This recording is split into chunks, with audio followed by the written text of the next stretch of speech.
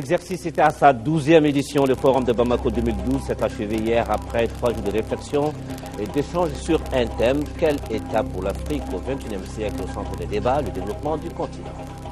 Un centre de santé communautaire commun au Mali et au Burkina, le CESCOM, opérationnel depuis ce vendredi. À la frontière Waroki-Wagnan a été financé par l'Allemagne à plus de 347 millions de francs CFA.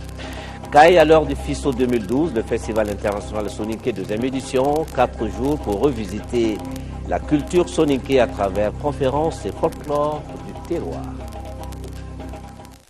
Mesdames et messieurs, bonsoir. Bienvenue. Les travaux du 2e forum de Bamako qui avait pour thème « Quel État pour l'Afrique au XXIe siècle ?»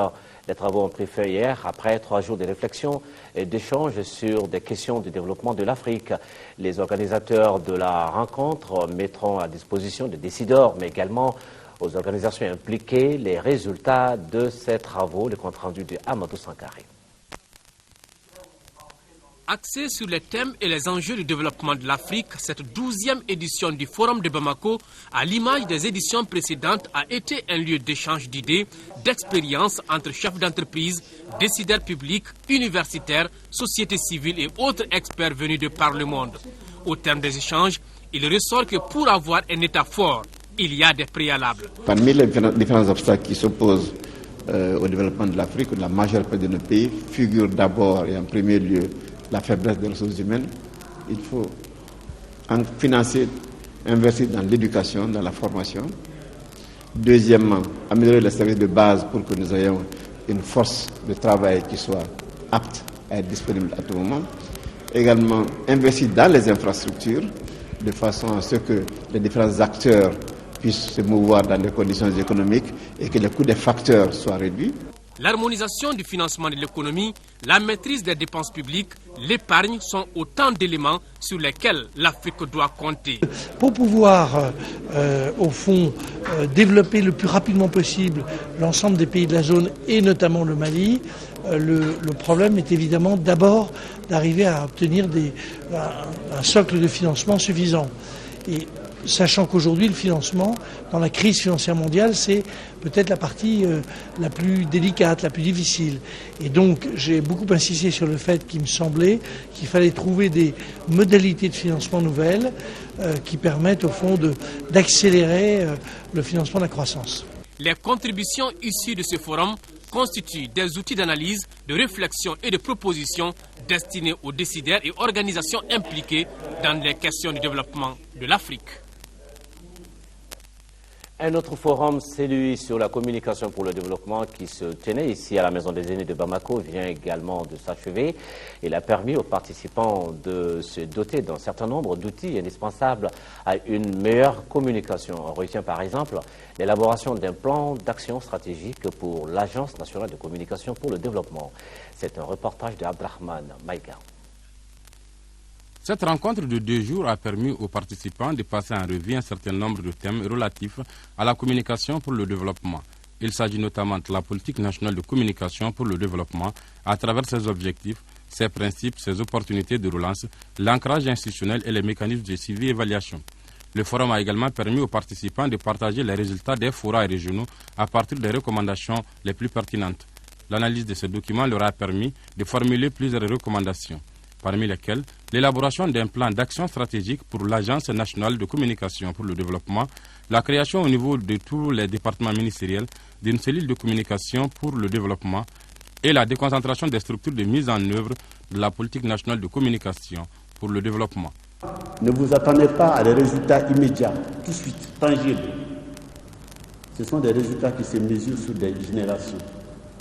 Le plus important est que nous puissions ensemble s'aimer la graine, en mettant l'accent sur la responsabilisation, en mettant l'accent sur l'interactivité, en mettant l'accent sur la synergie qui doit exister entre tous les secteurs concernés par le développement. Autre recommandation des travaux de ce forum concerne la création d'une structure chargée de la coordination au niveau national, la recherche des ressources financières suffisantes pour la communication pour le développement et la prise en compte de la composante communication dans tous les projets et programmes de développement avec un budget conséquent. Donc c'est un travail en profondeur que nous devons entreprendre, que nous avons entrepris ensemble, qui certainement ne portera pas fruit immédiatement, mais nous sommes convaincus que nous sommes en train de faire un travail de pionnier et que c'est pour notre pays que nous faisons ce travail.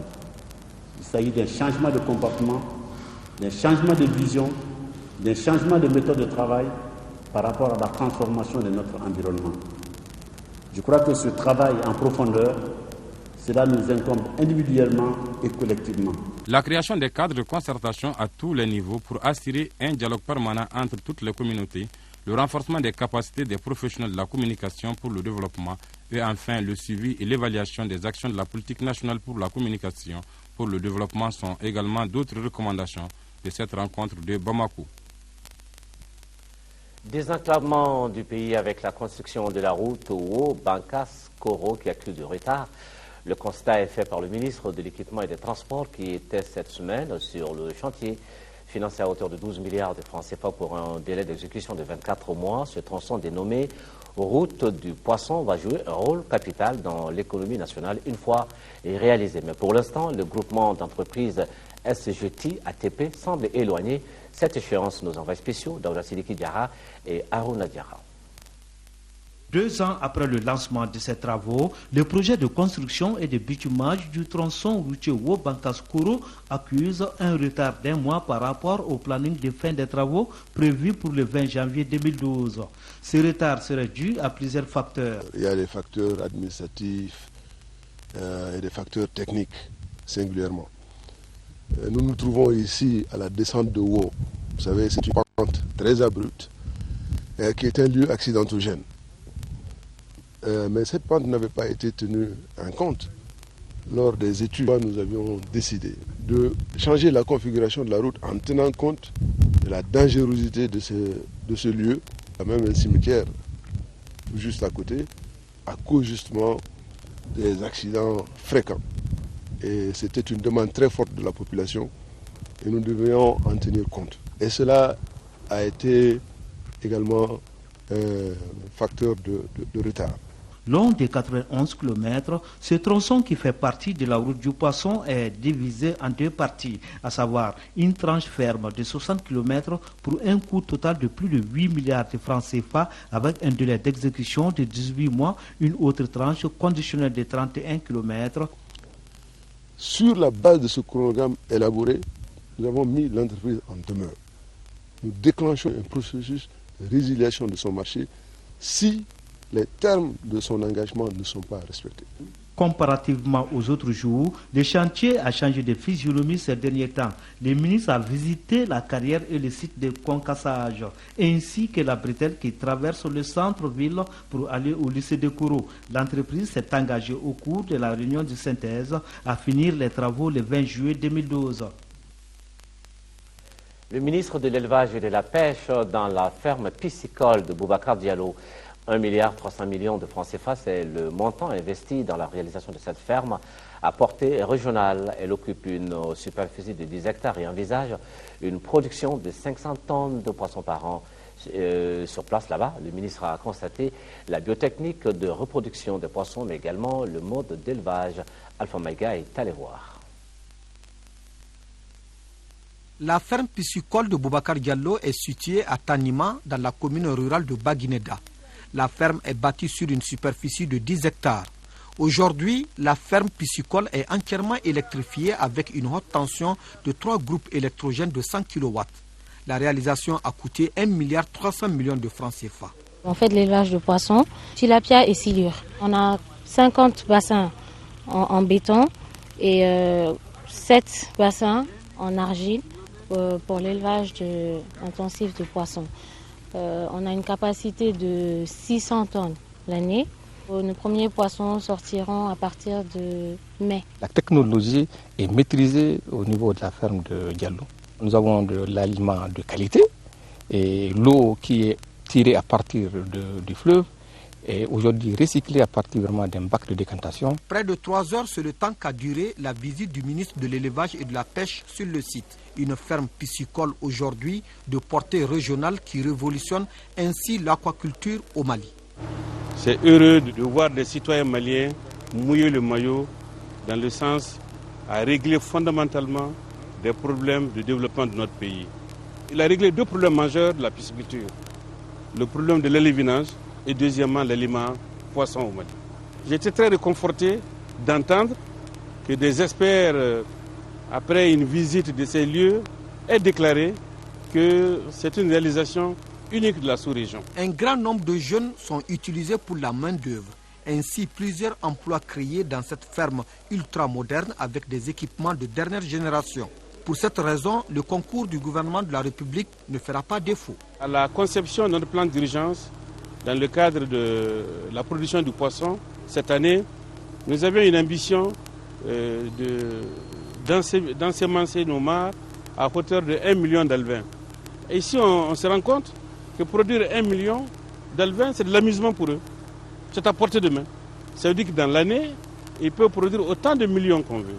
Et imaginez autant d'étangs que des jeunes Maliens pourraient réaliser. Cela marque notre ambition, accompagner un secteur porteur. Auparavant, le ministre et sa délégation ont visité l'usine d'aliments Sambalagnon.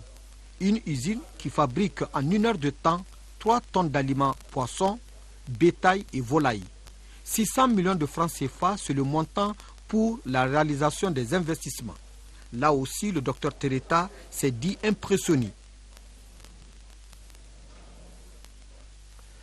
Le centre de santé communautaire et transfrontalier de Waroki, Wagnan, Mali-Burkina Faso est opérationnel depuis hier, 17 février 2012. Financé par la République fédérale d'Allemagne, ce CESCOM s'inscrit dans le cadre de la prévention des conflits, mais également de la promotion de la bonne gouvernance. Le coût s'élève à quelques 347 millions de francs CFA. Situé à 2 km des deux villages, Waroki et Wagnan, ce CESCOM regroupe 14 villages de part et d'autre de la frontière Mali-Burkina Faso. Une correspondance de Dougou Fana Traoré. Le centre de santé communautaire de Waroki-Wagnan en territoire burkinabé comprend une dizaine de bâtiments correspondant aux besoins urgents d'un centre de santé de campagne. Maternité, pharmacie, dispensaire, logement, incinérateur, forage équipé, cuisine, halle de causerie et latrine. Le tout bâti sur un espace de 9 hectares. Coût total 347 612 605 francs CFA. Ce SOSWAM a été érigé sur initiative des présidents Blaise Compaoré du Faso et de Amadou Toumani Touré du Mali. La cérémonie a été l'occasion de rappeler que Maliens et Burkinabés sont unis par le sang et l'histoire. L'occasion est hautement significative car elle entre dans le cadre de la réalisation du programme qui nous avait été instruit en tant que ministre chargé de la gestion des populations par nos chefs d'État, son Excellence Blaise Compaoré du Faso et Amadou Toumani Touré, programme qui consistait d'une part à procéder au démarquage de la frontière entre les deux pays et deuxièmement à aller vers l'amélioration des conditions de vie de ces populations. Le démarquage est terminé il y a de cela 2 ans. Et actuellement, nous sommes entrés dans la deuxième phase qui doit consister à améliorer les conditions de vie de ces populations qui sont les mêmes. Les plus hautes autorités de nos deux pays ont alors décidé de faire de cette frontière non pas une barrière, mais une ligne de partage pour consolider les deux peuples qui ont un destin commun. L'exemple du Mali et du Burkina Faso est une première en Afrique, s'est réjoui le représentant de l'Union africaine, le comité de gestion, le personnel soignant, les ressources générées, bref, le CESCOM de Waroki-Wagnan est un centre mixte. Par cet acte, les gouvernements des deux pays apportent une preuve supplémentaire de leur attachement aux objectifs et principes de l'acte constitutif de l'Union africaine sur la promotion, la consolidation de la paix, de la sécurité et de la stabilité entre États africains. Après la coupure du ruban symbolique, les 2 ministres ont procédé à l'inoculation des vaccins à des nouveaux-nés, assisté au mariage collectif entre Burkinabés et Maliens. Les 2 délégations ont ensuite visité les bâtiments et procédé aussi à la plantation symbolique d'arbres. Auparavant, un communiqué final avait été signé par les 2 chefs de délégation. À Ségou se déroule présentement la table ronde sur le développement de la région Il s'agit pour les initiateurs de doter la région de Ségou d'infrastructures favorables au développement du secteur primaire. Ils sont réunis au village artisanal de Ségou autour de la question, opérateurs économiques et partenaires techniques et financiers de la 4e région. Honoré Tienou, correspondance. L'Assemblée régionale de Ségou veut à travers cette rencontre gagner l'adhésion de tous les acteurs et partenaires au développement de la région à son projet de développement économique et régional. La présente rencontre vise à partager avec l'ensemble des intervenants la vision de l'Assemblée régionale de Ségou du développement économique et régional, les enjeux et orientations. Mobiliser nos partenaires et investisseurs en faveur du financement des actions définies dans la stratégie de développement économique et régional de Ségou, notamment les investissements structurants et productifs, et le financement des projets de développement de l'éducation, de la santé, de l'assainissement, de l'environnement et de l'hydraulique. À travers ce projet, la région de Ségou devra connaître une croissance basée sur l'augmentation de la productivité et de la production des filières porteuses, l'industrialisation et l'accès aux grands marchés afin d'améliorer le niveau de vie des communautés. À ce propos, la promotion du secteur privé de proximité capable de répondre efficacement aux besoins prioritaires des prestations des collectivités territoriales est indispensable à la réussite de la décentralisation au Mali. Un partenariat public-privé capable de créer des emplois et surtout des emplois jeunes, capable de valoriser les potentialités locales et régionales, capable de développer les chaînes de valeur à valeur ajoutée captable, capable d'induire de la croissance économique et réduire les inégalités. Le développement durable, dans notre vision, et qui, basé sur une synergie d'action de tous, devra être recherché à partir de la création et de la préservation des richesses non seulement économiques, mais aussi sociales, culturelles et environnementales. Cette rencontre a été organisée par l'Assemblée régionale de Ségou en partenariat avec la coopération allemande Pacte GIZ. L'Assemblée régionale inscrit la présente table ronde dans sa vision, une vision de développement à travers un schéma régional d'aménagement du territoire qui devra à l'horizon 2030 faire de la région de Ségou une région attractive, une puissance agricole de la sous-région, voire une capitale économique. Le parti humaniste Adama Diaton connaît désormais sa candidate à l'élection présidentielle du 29 avril 2012.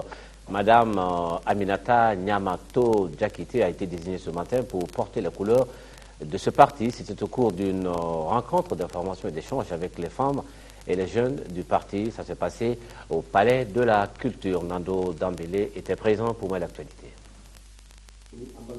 C'est au Palais de la Culture, sous l'ombre de la mémoire de Bazoumana Sissoko et de Amadou Ampateba. L'histoire retiendra que c'est un samedi 18 février 2012 que le parti humaniste Adama Diaton s'est lancé à la conquête du pouvoir pour le mieux-être du peuple malien. Cette rencontre constitue pour nous une des étapes de notre longue et dure marche vers la colline du pouvoir avec l'appui, l'accompagnement de vous, femmes et jeunes, à travers un instrument, une chose que nous avons construit méthodiquement, patiemment, sur des principes et des valeurs d'humanisme du Mali.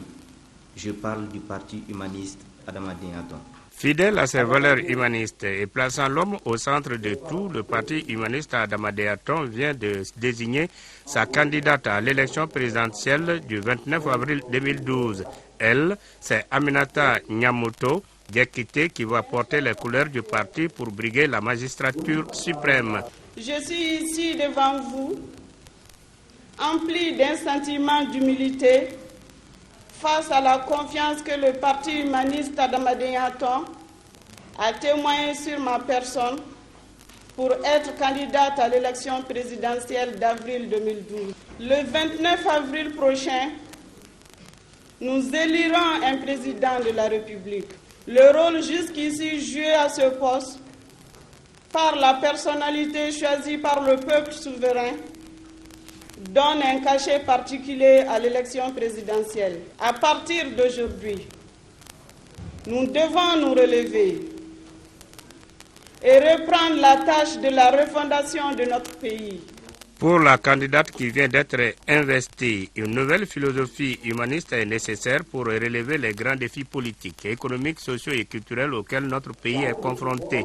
Dans son projet de société, elle entend mettre l'accent sur la protection des groupes vulnérables que sont les femmes et les enfants. Elle prône également une nouvelle politique de l'habitat social et envisage de créer un consensus autour de l'école.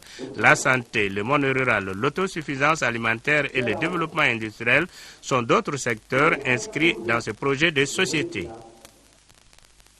Jeunesse et culture de la paix, c'est le thème d'une conférence débat animée ce matin ici à Bamako par l'Association des jeunes pour la promotion de la culture AJPC. Ces jeunes veulent créer un cadre de concertation et d'échange entre eux sur la paix et la sécurité au Mali. Lamine Keita. À travers cette conférence débat, les membres de l'association veulent que les jeunes occupent toute leur place face aux problèmes de tous les jours. Pour les responsables de l'association, c'est un devoir citoyen pour les jeunes d'œuvrer en faveur de la paix, la sécurité, la stabilité et la cohésion du tissu social. L'engagement des jeunes en faveur de la paix et la sécurité doit devenir un combat au quotidien.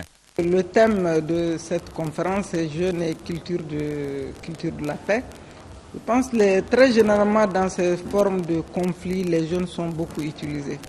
Et aujourd'hui, si les jeunes sont conscients qu'ils ont un rôle d'acteur clé à jouer dans l'avènement de la paix dans notre pays, moi je pense que c'est une action à supporter et puis à encourager. Au cours de la conférence débat, 3 communications ont été faites. Il s'agit de la politique sécuritaire du Mali, l'impact de l'insécurité sur l'artisanat et le tourisme, le rôle et la place de la jeunesse dans le processus de consolidation de la paix. Pour les conférenciers, la recherche de la paix est l'affaire de tous. La sécurité n'est pas seulement l'affaire de l'État, c'est l'affaire des citoyens, de l'ensemble et des institutions de la République. Lors des débats, certains intervenants ont indiqué que l'État doit prendre toutes ses responsabilités pour restaurer la paix et la sécurité sur tout le territoire national. Il est aussi important, en soulignant d'autres, de mettre en place un mécanisme de prévention des conflits. L'association Jeunesse, sympathisants et ressortissants du Nord appelle à la conjugaison des actions des jeunes du Nord pour la résolution de la crise qui y sévit. C'est ce qui ressort de la campagne d'information et de sensibilisation tenue cette semaine au Palais de la Culture. La rencontre a réuni plusieurs autres associations de jeunesse du Nord. Un reportage de Fadem Bakita. Par cette rencontre, les responsables de l'association Jeunesse sympathisants et ressortissants du Nord invitent les autres associations à une conjugaison d'efforts pour la paix et le développement du Nord Mali. L'occasion était bonne de faire le bilan des activités menées. Nous avons voulu, avec l'information générale, informer les membres de l'association et les associations sœurs et l'opinion publique d'une mission que nous avons eu à mener au nord, principalement dans la région de Tombouctou. Nous les avons d'abord sensibilisés sur la cohésion sociale. Ils ont vécu durant tout ce temps avec leurs frères, ce n'est pas le moment de se laisser, ils doivent toujours continuer à se tenir les mains et de serrer les coudes pour que vraiment ensemble nous combattions cette crise qui existe au nord, puisque c'est la jeunesse qui est concernée dans tout ça. Aujourd'hui, la recherche de solutions aux conflits armés est au centre des préoccupations de l'ensemble des associations des ressortissants du septentrion malien. Nous avons souhaité que l'association, les jeunes arabes, les jeunes tamaché, les jeunes soraï, les jeunes dogon, tous les jeunes peuls, toutes les communautés, toutes les sensibilités du Nord, qui se regroupent aujourd'hui dans une seule entité. Nous, communauté du Nord, nous voulons rester avec nos frères du Sud et que vraiment on voit en aucun cas que d'autres individus venus, je ne sais d'où, essayent de nous séparer de nos frères. La coalition Jeunesse sympathisants et ressortissants du Nord regroupe plus de 12 associations. La lutte contre le terrorisme et le banditisme, la promotion de la culture de la paix et l'organisation d'un forum autour du thème au rôle de la jeunesse dans la crise au Nord Mali, telles sont, entre autres activités, inscrites dans l'agenda de cette association. Nous l'avons créé. L'Union nationale des femmes musulmanes du Mali a organisé hier après-midi à la grande mosquée de Bamako une journée de lecture du Saint-Coran. La journée s'inscrivait dans le cadre de la commémoration de la naissance du prophète Mohammed, paix et salut sur lui. Elle a été également l'occasion pour ces femmes de prier pour le retour de la paix dans le nord du Mali. Elles ont également formulé des vœux pour le Mali afin que l'élection présidentielle de 2012 se passe normalement. Pour plus de détails, nous écoutons Diakité Kadidia Togola. Elle est la présidente de l'Union nationale des forums musulmans du Mali. Elle est au micro de Sokona Kamisoko.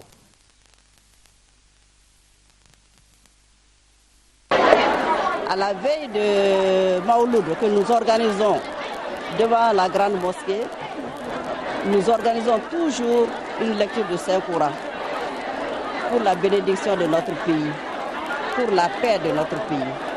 Surtout que dans ce contexte-là, cette année, où le Maouloud a eu lieu avec une grande peine pour toutes les mères, nous sommes vraiment choqués par ce qui s'est passé dans le Nord. Nous, en tant que mère, en tant que femme, en tant qu'épouse, en tant que fille, en tant que tante, nous implorons Dieu pour qu'il amène la paix chez nous, pour que les frères ne s'entretuent pas. Nous sommes tous des Maliens. Le Mali est un et indivisible. Alors, nous demandons à tous ceux qui ont pris les armes, vraiment qu'ils reviennent en arrière, qu'ils reviennent sur la table de négociation et qu'ensemble, nous puissions vraiment nous entendre, nous écouter, nous donner des conseils et bâtir ce pays-là. Et puis cette motion de soutien au président de la République, aux forces armées du Mali, les organisations de la société civile de la région de Sikasso expriment leur indignation et leur désolation, déclarent soutenir le président de la République, les forces armées du Mali dans toutes leurs initiatives concourant à la préservation du credo fondamental, cardinal et déterminant de notre pays, un peuple, un but, une foi. La réunion de synthèse sur les besoins et attentes des populations des 6 communes de Bamako s'est tenue hier après-midi au gouvernorat du district. Le document présenté entre dans le cadre de l'élaboration du rapport annuel du Conseil économique, social et culturel. Agali Agagissa. Cette traditionnelle rencontre annuelle permet aux membres du Conseil économique, social et culturel de faire la synthèse des besoins et attentes de la population du district de Bamako. Pour l'année 2012, les préoccupations sont nombreuses. Variés ces besoins le sont, nombreux ils le sont aussi, car il a reçu ou conseillé 1386 personnes à son siège à Bamako et dans ses représentations dans les régions. La restitution de vos rapports annuels a le mérite de rappeler la volonté fermement exprimée par nos pouvoirs publics à travers votre institution de satisfaire un souci de justice et de cohésion sociale pour un meilleur ancrage de notre jeune démocratie. Ainsi, les réclamations reçues en 2009 ont été regroupées en 8 grandes catégories, entre autres la gestion domaniale et foncière avec 90 cas, soit 27%, la protection sociale, la justice avec 67 cas, soit 20%, la gestion des carrières avec 46 cas, soit 14%, les contrats de marché public 19 cas, soit 6%. Je voudrais encore une fois saisir cette opportunité pour remercier les citoyennes et les citoyens de Kidal qui nous ont fait confiance. Voilà, toutes nos excuses, quelques petits problèmes, des images anciennes. Et nous poursuivons avec cette édition, avec cette bonne nouvelle. Et pour les zones affectées par les mouches CC et la trypanosomiase au Mali, le projet initié dans le cadre de la lutte contre ces maladies est prolongé de 2 ans. Cette prolongation a été décidée sur la base d'un plan d'action évalué à près de 3 milliards de francs CFA. L'objectif recherché est d'atteindre un niveau d'exécution satisfaisant à l'achèvement du projet. Cette phase de prolongation est entièrement financée sur le budget national. C'est une des principales informations issues de la 7e session du comité national du projet PATEC. Bourama Traoré. 2 années supplémentaires pour le projet PATEC. C'est un projet de près de 6 milliards de francs CFA financé par la Banque africaine de développement et le gouvernement du Mali. L'un des objectifs du PATEC est d'éradiquer les mouches tsetse sur 15 000 km² du bassin du Niger. Le projet qui devrait s'achever au 31 décembre 2011 est prolongé de 2 ans. C'est ce qui ressort de la 7e session du comité national de pilotage du PATEC. Au terme de la date normale de clôture, notre projet était à 26,53% de décaissement global, soit 17,83% sur le prêt. La prorogation a été demandée sur la base d'un plan d'action convenu et évalué à un coût global de 2 milliards 939 500 000 francs CFA pour les 2 ans, 2012-2013. Les charges de fonctionnement devant être supportées entièrement par le budget national. Cette décision de prolongation de 2 ans du projet PATEC se justifie aisément. En effet, le Mali fait partie des 37 pays africains affectés par les mouches tsetse et la trypanosomiase animale. Selon les statistiques du département de l'élevage et de la pêche, 2,7 millions de bovins sont exposés au risque de la trypanosomose contre 2,5 millions de personnes à la maladie du sommeil. Pour mieux combattre ces maladies, les responsables du projet veulent changer de fusil d'épaule. L'objectif cette année, c'est de pouvoir effectivement stabiliser ce taux et d'intervenir maintenant dans la zone du bassin du Bani. Et dans la zone du bassin du Bani, en plus de la pose des pièges et des écrans, nous allons procéder à la pulvérisation aérienne et terrestre. C'est ça l'activité charnière même du projet au cours vraiment de l'année 2012. Pour une bonne exécution des activités retenues en 2012, les membres du comité national de pilotage du PATEC devront définir de nouvelles méthodes de lutte pour mieux orienter la cellule de coordination et de gestion du projet. En 5e région, le budget annuel du programme de travail 2012 du FODESA, le Fonds de développement zone sahélienne Mopti est de 1,593 milliard de francs CFA. Il a été adopté lors de la 3e session de son comité national d'orientation tenue à Mopti, une session qui avait à son ordre du jour le compte rendu et l'état de la mise en œuvre des recommandations de la 2e session, le bilan des activités 2011 du programme PADESA Yaya Bokoum.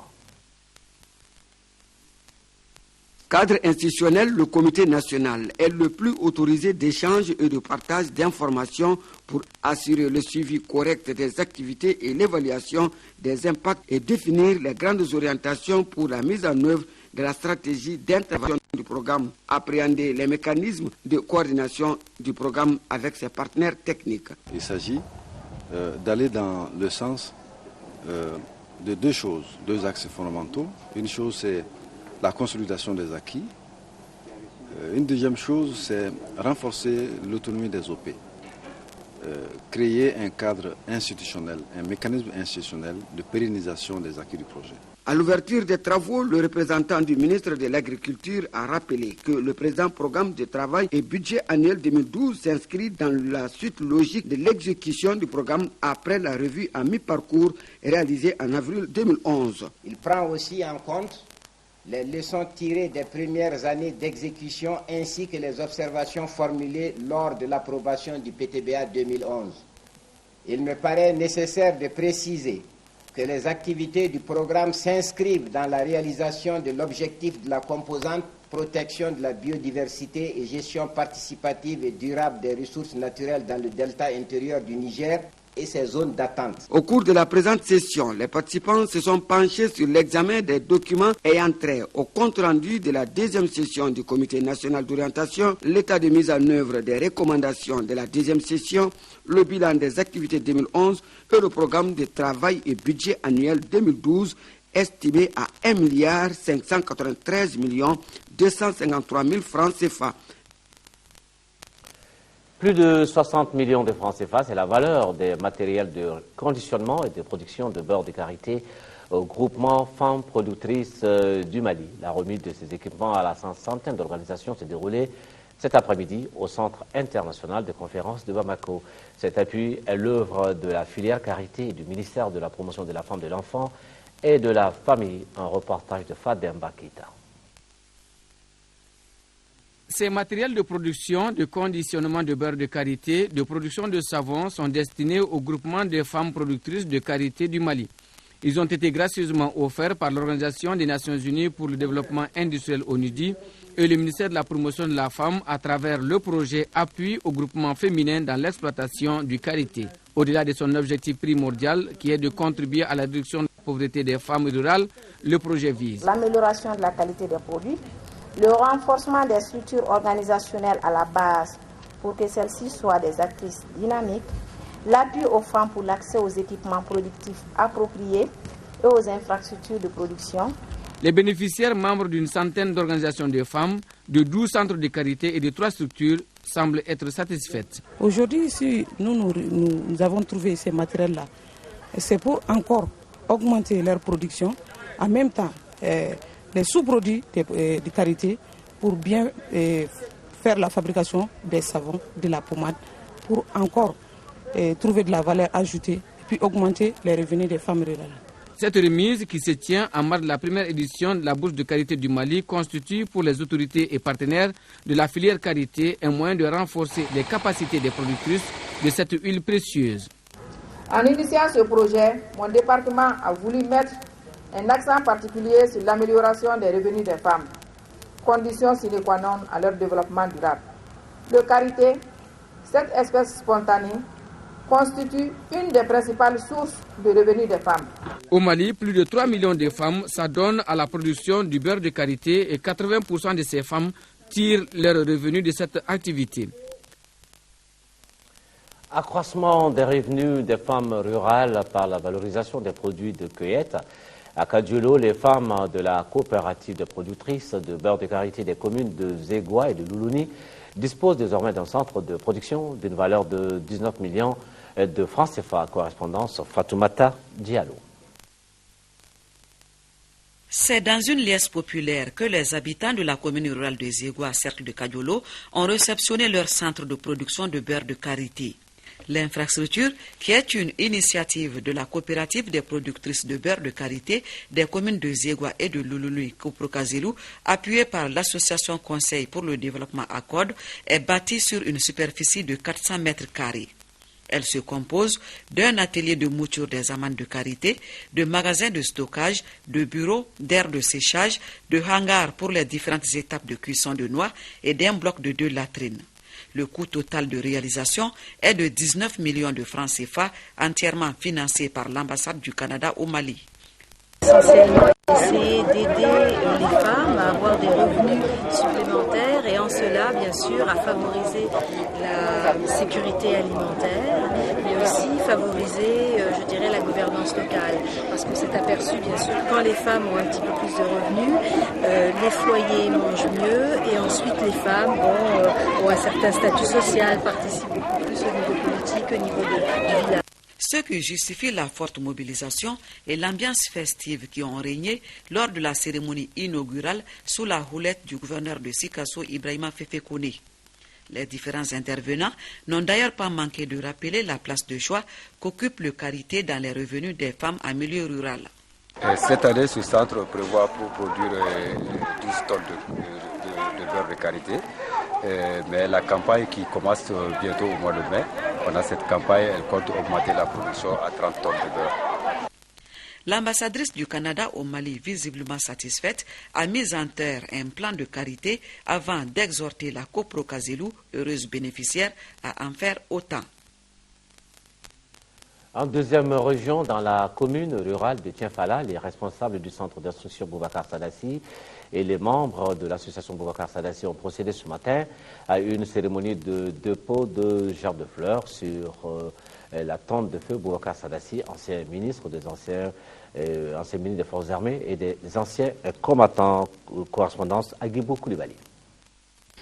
Ils étaient tous là, parents, amis, corporation militaire de Koulikoro et la promotion du centre d'instruction qui porte son nom, ce samedi à Tienfala pour commémorer le 17e anniversaire de la mort de Boubacar Sadassi et lui rendre un hommage mérité. J'ai un sentiment de regret, parce que Boubacar Sadassi, paix à son âme, il faut reconnaître que c'était un grand homme, un grand technocrate, qui a passé un tout petit temps seulement à la tête du ministère de la Défense, mais pendant ce laps de temps, il a tellement fait bouger les choses que nous avons obligation, nous avons le devoir de nous en souvenir. Pour pérenniser les pensées du défunt, ses collaborateurs et amis ont mis en place une association dénommée Association Boubacar Sadassi, qui vise la promotion de la culture de l'excellence dans les services publics, parapublics, la gestion des entreprises et cultiver chez les jeunes le sens élevé du devoir. Je me dois de remercier tous les amis de Bouba de l'association bien sûr, mais particulièrement l'armée malienne. L'armée malienne, depuis les événements de cette année-là, a toujours été là avec nous et partagé ces moments de peine, mais aussi de communion. C'est pour ça que nous disons aujourd'hui, Bouba a été un homme, j'allais dire un cadre de très haut niveau pour notre pays. Chacun sait que Bouba a rempli son devoir de cadre national. Rappelons que Boubacar Sadassi a été l'un des artisans de l'avènement de la démocratie dans notre pays. 17 février 2011, 17 février 2012, il y a juste un an qu'éclataient en Libye des événements qui ont abouti 8 mois après à la chute du régime de Muammar Kadhafi. À l'occasion de ce premier anniversaire, l'ambassade de la Libye au Mali organisé hier à l'hôtel de Bamako une réception pour rendre hommage aux victimes et également saluer la bravoure du peuple libyen. Oumar Kouressi. La sobriété de la cérémonie n'a rien à lever à sa magnificence. La douceur de la musique, la succulence du repas et la solennité de l'événement. Tout était mis en œuvre pour rehausser l'éclat de la soirée.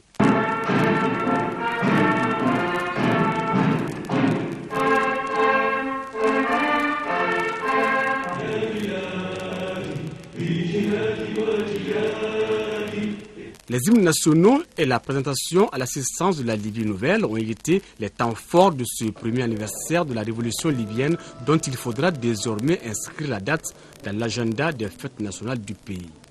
Moment de souvenir et surtout moment d'intense émotion dans un message court mais très ferme, le chargé d'affaires de l'ambassade de la Libye au Mali a rendu hommage aux victimes de la révolution et demandé pardon à tous ceux qui ont été affectés par ce conflit. La Libye est désormais libre, les maux dont elle souffrait seront combattus et la richesse partagée aux populations. Nous célébrons le premier anniversaire de la révolution qui rendrait au peuple libyen leur dignité qui les a été arrachée dans le passé, qui fera la Libye un état de constitution qui respectera les conventions internationales. La révolution libyenne de février 2011, née d'un conflit armé à la suite des mouvements de contestation populaire assortis de revendications sociales et politiques, a eu raison de Muammar Kadhafi, tué en octobre dernier. Le président du Comité national de transition, Mustafa Abdel Jalil, proclame depuis Benghazi l'épicentre de la révolution, la libération de la Libye et déclare officiellement la fin de la guerre civile. Et puis la culture avec le lancement hier à Caille de la deuxième édition du Festival international Soninké Fisso 2012. 4 jours durant, la culture soninké sera revisitée à travers des conférences, débats, mais également à travers des manifestations folkloriques. Là-dessus, correspondance de Idrissa Goulou Sissoko. La ville de Caille vibre désormais au rythme du Festival international soninké Fisso 2012. La culture soninké sera revisitée 4 jours durant à travers des conférences-débats dont les thèmes sont variés. Les soninké face aux défis du monde contemporain, l'éducation dans le milieu soninké, l'islam et la tradition, histoire des soninké des origines à l'émergence de l'empire du Ouagadougou, entre autres. Pour cette seconde édition, des innovations ont été apportées. Les soninké étant très largement majoritaires musulmans, sinon tous musulmans, nous avons introduit 2 conférences. Dans le cadre de l'islam, les soninké face aux défis du monde contemporain. Il y a une deuxième conférence qui parlera de l'islam et la tradition. Et tout ceci, c'est pour justement faire la part des choses entre l'islam et la tradition. J'ai l'habitude de dire que nous ne sommes pas arabes, nous sommes musulmans à 100%, croyants, mais cela ne nous empêche pas de développer nos traditions et de les conserver parce que ça fait partie de nous-mêmes. La culture a toujours été au cœur du développement, dira le ministre de la Culture. La culture a toujours été au cœur du développement. Les festivals s'inscrivent dans cette dynamique et comme vous le savez, nul n'ignore l'apport des soninké de la diaspora à l'économie nationale du Mali. Avant le défilé des troupes, des communications ont été faites par les diasporas de la Mauritanie, de l'Égypte, des États-Unis, de la deuxième génération française, du Niger. Ouverture hier à Ségou du colloque international sur le rôle et la place de l'art dans le développement social. Ce thème a été développé par des chercheurs venus du Burkina Faso, du Sénégal et du Mali. Il s'agissait au cours des échanges de dégager des hypothèses pouvant concilier les concepts création et développement social. Un reportage de Mohamed Diarra. Ce sont de grands intellectuels africains qui ont été invités à Ségou pour animer le colloque international. C'est donc parti pour des échanges d'idées en vue de poser les balises d'un développement durable avec comme matière première la culture ou la créativité. Les thèmes retenus pour ce colloque sont création et changement social, une suite logique de la seconde problématique posée au cours de ce colloque, à savoir création et citoyenneté. Il s'agit à travers cette thématique de donner à l'art la place qui lui revient dans la société. Selon les deux conférenciers, création et changement social ne font pas toujours bon ménage. Oui, en ce sens que la création demande de l'isolement, alors que le changement social est essentiellement collectif. Une hypothèse qui n'est pas tout à fait partagée par l'assistance. L'intérêt justement de ce genre de colloque, c'est de poser le problème et de dire que la création doit être tous azimuts et qu'elle ne doit pas se restreindre justement au domaine artistique. Je crois qu'il ne faut pas cantonner le domaine artistique à une espèce d'utilité sociale. Tout le monde a une utilité sociale dans la société. L'artiste, par son travail, est lié donc au changement social justement, est lié à son environnement culturel, à son environnement social, à son environnement politique et économique, et les créations donc évoluent. Dans cette salle, tous reconnaissent les valeurs des artistes. Leurs œuvres contribuent à la promotion de l'économie. C'est cela aussi l'un des objectifs du festival sur le Niger. Les interventions et les discussions des 3 jours du colloque, nous espérons, contribueront à poser véritablement la création artistique et culturelle comme un axe de réflexion majeur pour un développement global.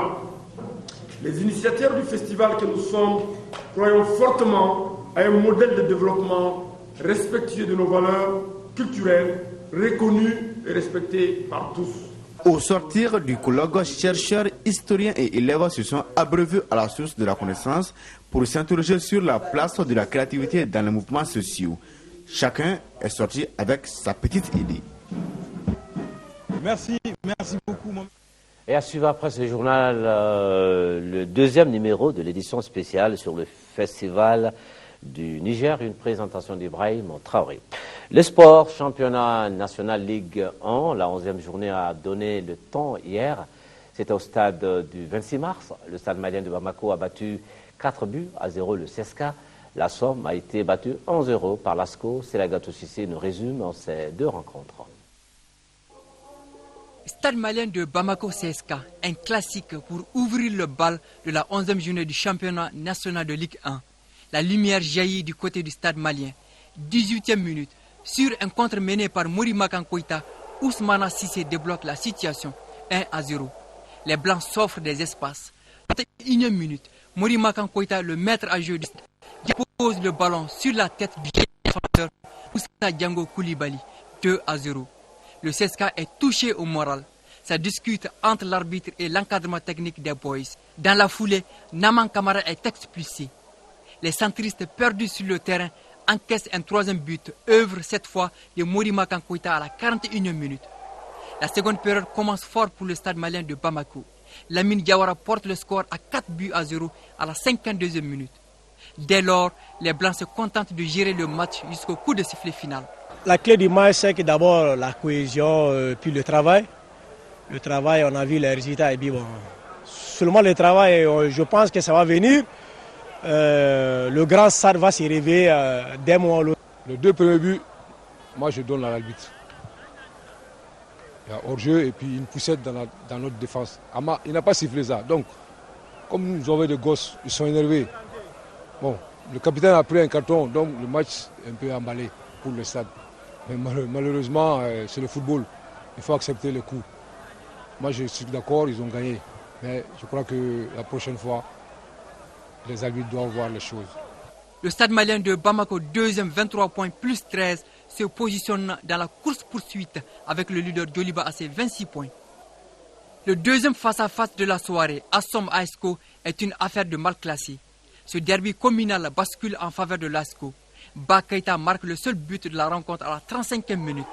L'équipe manque quelque chose qu'on est en train de régler. Alors l'adversaire qui était en face de nous aujourd'hui a compris notre système, a voulu nous créer des problèmes. Alors il fallait vite solutionner au fil du temps. Mais les enfants ont compris tardivement. Nous connaissons un tout petit peu, un petit passage à vide, mais je crois que nous allons continuer le travail, comme je l'ai dit. Nous sommes en phase d'apprentissage, mais je crois que nous allons tout faire pour redresser la pente. Plus les journées s'enchaînent, plus la somme baisse de régime. Maintenant, le football féminin dans le cadre des éliminatoires de la Coupe du Monde de Zone Afrique. Match aller joué cet après-midi au stade Omnisport Modibo Keïta. Les juniors maliennes ont battu leur homologue de la Guinée équatoriale 4-0. Vous aurez le reportage complet dans l'édition de demain avec notre reporter Assa Soumaré. Le 4e marathon de la Bank of Africa sera couru demain dimanche, en prélude à ce 4e marathon international de la Bank of Africa. Une conférence de presse était organisée cet après-midi au siège de l'institution bancaire et c'était pour édifier les hommes de médias sur ce rendez-vous annuel de l'athlétisme au Mali. Abdoul Karim Kaba. Ce 4e marathon de la BOA de Bamako enregistrera la participation d'une dizaine de pays. Ils seront plus de 1500 athlètes à prendre part à la course. La particularité cette année est qu'il y aura un contrôle antidopage pour donner plus de crédibilité à la compétition. Ces grands marathons, ils se disputent dans des conditions d'organisation technique, d'organisation matérielle, d'organisation financière totalement différentes qu'ici. Évidemment, l'organisation technique, c'est le même parcours qui sont mesurés de façon technique. Les officiels qui sont là sont compétents. Les temps qui sont donnés, voilà. Donc tout ça, ces conditions sont réunies. Nous allons cette année faire le contrôle antidopage. L'athlétisme, une discipline olympique avec son esprit fédérateur, a motivé les responsables de la BOA à sponsoriser ces marathons. La banque entend également partager les valeurs de cette discipline, à savoir l'endurance, la performance. La Banque of Africa est fière de participer à l'organisation de cette compétition de renommée maintenant internationale. Et cela est la résultante d'un partenariat avec la Fédération malienne d'athlétisme. Je tiens ici à saluer avec respect le président de la Fédération malienne d'athlétisme pour tous les efforts qui ont été menés par le comité d'organisation pour parfaire cette compétition, l'organisation de cette compétition. Et nous souhaitons demain que tout se passe dans les meilleures conditions. Cette conférence de presse a eu lieu en présence d'un invité de marque, en la personne du président de la Confédération africaine d'athlétisme. En réponse aux nombreuses questions des journalistes relatives au développement de la discipline, le président Hamad Kalkaba Malboum s'est dit optimiste. L'athlétisme africain vous représente bien au niveau international, aussi bien sur le plan de la compétition que sur le plan de sa gestion. Je suis très heureux que vous ayez pris l'initiative de vous associer à cet événement et mon souhait est que votre contribution puisse couvrir l'athlétisme tel qu'il a été conçu dans le cadre de sa promotion au Mali. Il a saisi cette occasion pour communiquer le programme des activités de la Confédération africaine d'athlétisme jusqu'en 2016. Demain, comme chaque dimanche d'ailleurs, à 12h, vous avez rendez-vous sur notre chaîne avec Actu Hebdo dans la rétrospective de l'actualité de la semaine. Youssouf Touré et ses invités évoqueront les conclusions du Forum de Bamako et la session d'évaluation des projets et programmes financés par la Banque mondiale au Mali. Et juste après, à 13h, vous avez l'édition, la première, dominicale de Malactualité, présentation des Sissoko, Inch'Allah. On se retrouve pour le 20h. Excellent week-end. Bonsoir. Merci.